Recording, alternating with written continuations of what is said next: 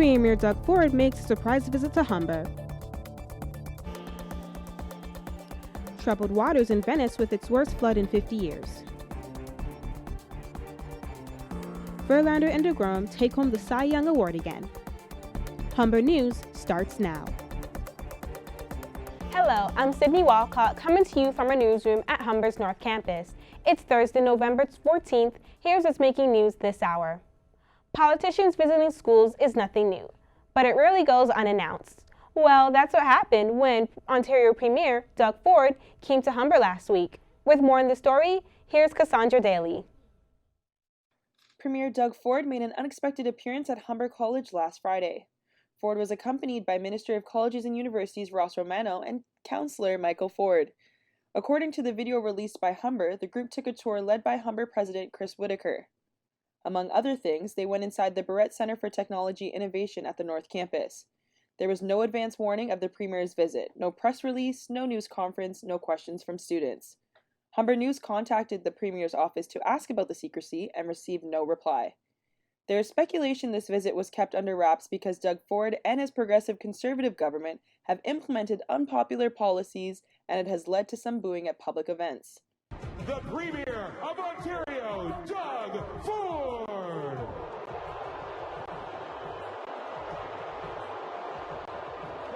When it comes to students, the government has cut student loans through OSAP and jeopardized the funding of campus clubs and services.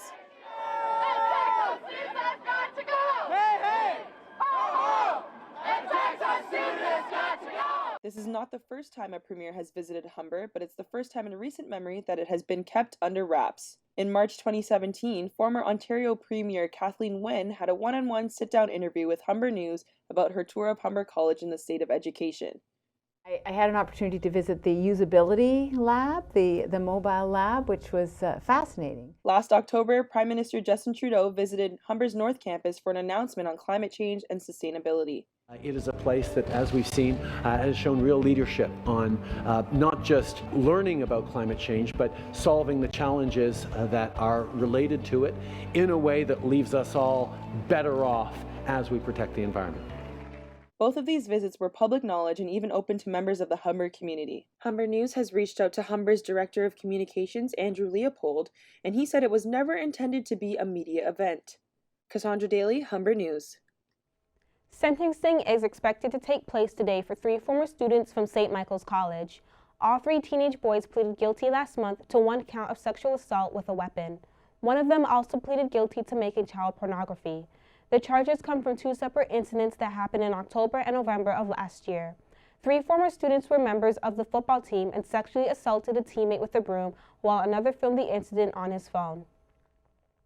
The U.S. impeachment proceedings are continuing after a damning first day that focused on the phone calls of President Donald Trump.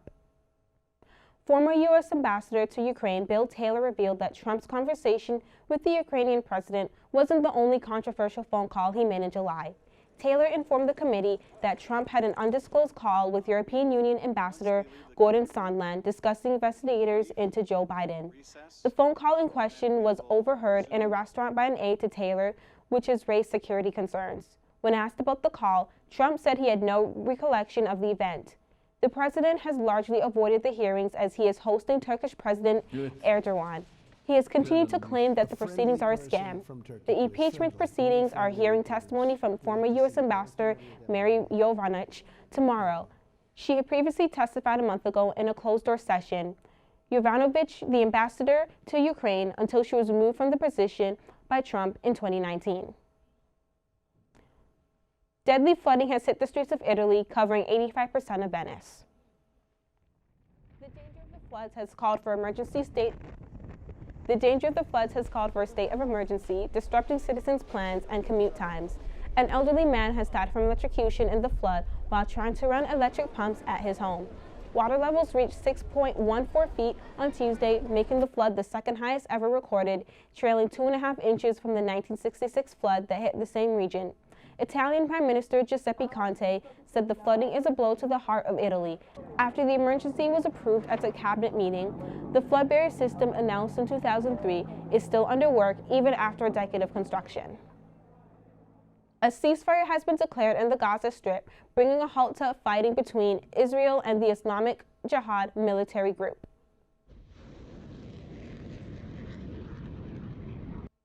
Tensions between the Palestinians and Israelis ignited and erupted into violence on Tuesday after the killing of Islamic Jihad leader Baha Abu al-Atta.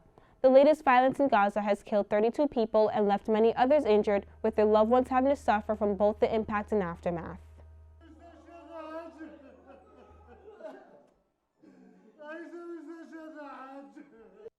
There may have been a violation of the ceasefire, as witnesses in Gaza say 5 rockets were launched and sirens sounded in Israeli border towns, with no casualties being reported. Schools in India are shutting down because of dangerous smog covering the city. Pollution in New Delhi is rising once again due to a thick gray haze of toxic air surrounding the region for the 3rd consecutive day. Despite choking levels of smoke, residents of Delhi are largely ignoring the health risks. To tackle the smog, the government ordered schools to be shut down as a part of emergency measures. Because of the pollution, my father is not allowing me to go to play or outside without the mask. Despite the hazardous conditions, hundreds of children still took part in the annual Run for Children race organized by a nonprofit group called Prayas. Buildings and monuments are concealed by smog as the air quality index exceeded 500. Experts say the harm from the air is like smoking up to 15 cigarettes per day. Pollution in Delhi is too high. So for me, I think government of India, let them do something to the people of India. Air pollution in the city typically gets worse in November due to a combination of smoke from Diwali celebrations and burning of agricultural fields. Crews are still battling over 120 fires in New South Wales and Queensland, Australia. Australian officials found the body of a 58-year-old man today, days after fire ripped through their eastern region. A 60-year-old boy has been charged by the police for starting the fire. He'll be dealt with under the state's Youth Justice Act. More than 800 firefighters remain in the field to protect properties and establish containment lines ahead of worsening conditions later this week. About 55 schools to remain closed in fire-affected areas. Firefighters continue to contain the worst of the blazes, but the cost of the fires are still being counted in terms of property and wildlife. Streaming services are battling for the #1 spot, with new partnerships being built and old ones being broken. A war amongst the giants of the streaming world is in full effect. Mega streaming giant Netflix has announced that they will be partnering with Nickelodeon for a multi-year content deal. This comes as Disney Plus, an extensive streaming service offering blockbuster brands of the companies such as Pixar, Marvel, and Disney Originals, surpassed 10 million subscribers on its first day 2 days ago. Netflix, which is currently the biggest streaming service in the world, is scrambling to make up for their lost Disney content that the company took back. The deal will involve the production of new animated movies and series based on the Nickelodeon library of characters. The company says the goal of this partnership is to find fresh voices and bring bold stories to their global audience. Social Media Week is a leading worldwide conference that brings together thought leaders and media to explore how social media and technology are changing the world around us. One of the biggest topics of discussion was TikTok, the fastest growing social media platform of the year. Our reporter Katerina Harina has more on the story. TikTok allows users to create short videos, and for a long time it was considered to be an app for teens to entertain themselves. But 18-year-old comedy creator Eric Struck says that it's more than just a platform. Because audiences are so smart and they trust their creators. As a creator myself, I feel entitled to give my audience something that they want to consume. Struck was one of the speakers presenting the TikTok panel discussion, along with Geo Park, creative director of McCann. Like whereas before you had to have an expensive camera for your art degree, people who knew Photoshop to create your image or your video. Now we have platforms like Instagram, like TikTok, where it's all there for you. In addition to TikTok, Social Media Week featured more than 50 speakers representing various brands and companies, including Twitter, Facebook, LinkedIn, and much more.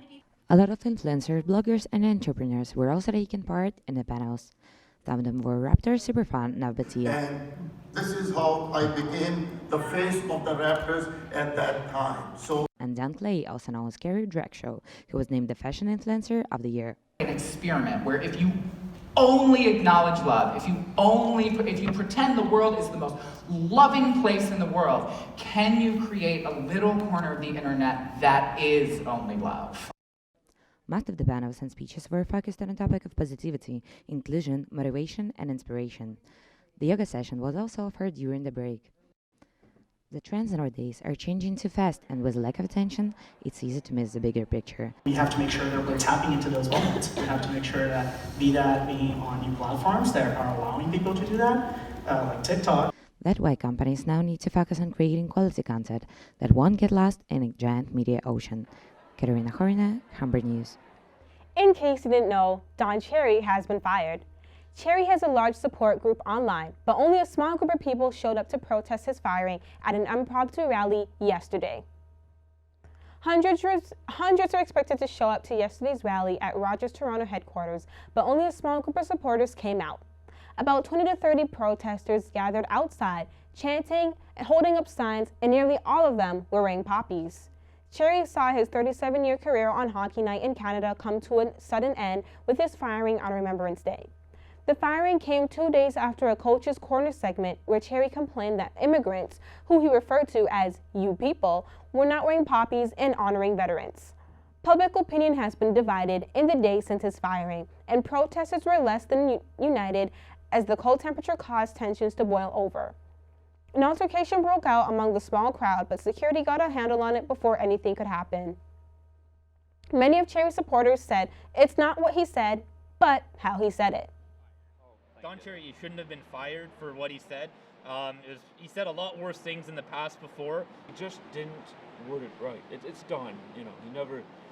He never words everything perfectly. It's just the way he is. I don't watch hockey, but as a veteran, I sure know who Don Cherry is and what he's done for vets. There's still no update on who will be replacing Don Cherry this Saturday or if this segment will continue in its usual form. We are going to take a quick break. Still ahead, the latest in sports. But here again, with your preview of your weather forecast, here is Katerina Horina. It's a record low for this time of year, but today is getting warmer. If you're heading out, make sure you dress appropriately. I'll have your 3-day forecast after the break.